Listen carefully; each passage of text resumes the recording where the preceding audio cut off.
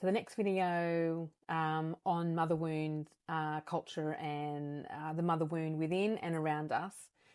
So just picking up from where I left off.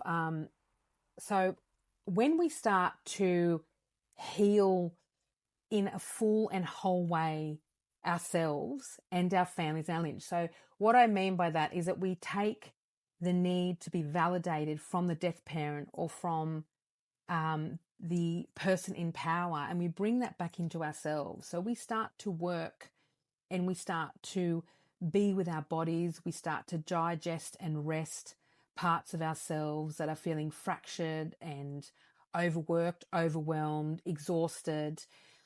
We start to work internally to really connect with the power places that have been underground. We work in our shadow. We start to bring light and compassion to all those places and spaces, and we start to bring things in as opposed to segregate and ostracize, which is what the mother wound culture and the death parent wants us.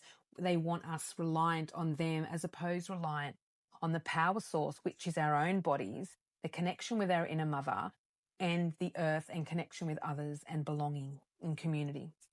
So when we start to heal these parts and we recognize the segregation, the parts in ourselves that are segregated and isolated, then we can start to digest them and bring them in and find a place where we can start to work from a place of wholeness and not black or white, good or bad, but an array of different senses and feelings and realities and colors in our presentation, who we are and how we show up, because we're organic, living human beings that have a lot of different layers and a lot of different ways of connecting and being and experiencing the world.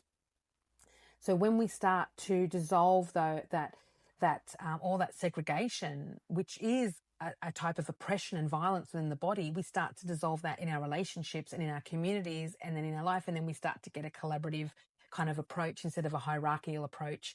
And instead of like finding validity in material things and external things, we actually find validity in connection and with others and with being in our bodies, with being still, with good nourishing food, with water, with being on land, with just those really fundamental, rich resources that are actually already here, can't so easily make into a commodity.